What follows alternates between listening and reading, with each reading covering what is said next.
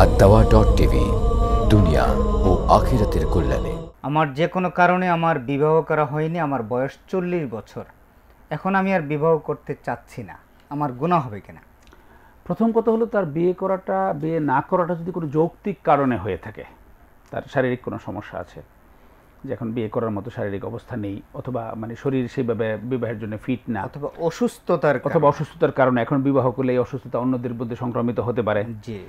তো এরকম যদি হয়, অথবা এমন কোনো সার্কামস্টেন্স, পারিবারিক বা রাষ্ট্রীয় বা সামাজিক এরকম কোনো সার্কামস্টেন্স, সংকটাপূর্ণ অবস্থা, যে অবস্থায় বিয়ে করাটা চিন্তাও করা যাচ্ছে না, এই ধরনের কোনো গ্রহণযোগ্য কোনো কারণ যদি হয়ে থাকে, তাহলে সেটা ওকে, পরবর্তী বিয়ে না করলেও ওকে।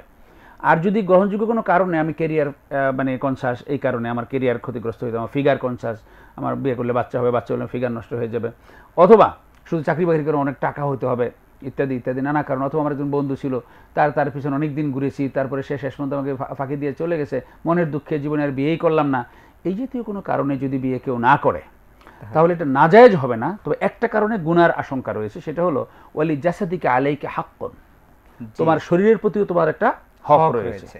তো আমি যে আমার এই যে জৈবিক চাহিদাকে সারাটা জীবন নিজেকে বঞ্চিত করলাম, একটা মানে দাম্পত্য জীবন তৈরি করে নিজের শারীরিক, মানসিক এবং আত্মিক প্রশান্তির, লিতাসকুনু ইলাইহা, প্রশান্তি লাভের জন্য আল্লাহ কোরআনে বলেছেন।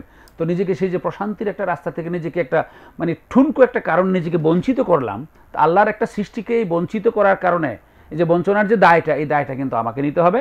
যদি আল্লাহ তওবা করলে মাফ করে ফেলেন, মাফ করে দেন, ওকে, তাহলে ভালো। আর যদি ইনকেস আল্লাহ মাফ না করেন, তাহলে একটা গুনাহ তো থেকেই যাবে।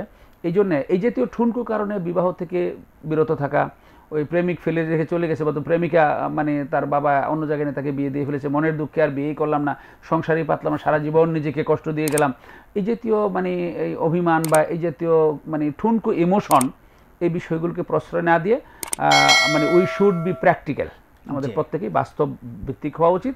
জীবনের ঘটনা, জীবনটা এরকম নানা রকমের দুর্ঘটনা, নানা রকমের অবস্টাকল নিয়েই হলো মানুষের জীবন, এবং এটাকেই জীবন বলে। জীবনে যদি এই দুঃখ কষ্ট, ব্যথা না থাকে, all those are parts of our life, তো এগুলোকে সেইভাবে নিয়ে অগ্রসর হতে হবে।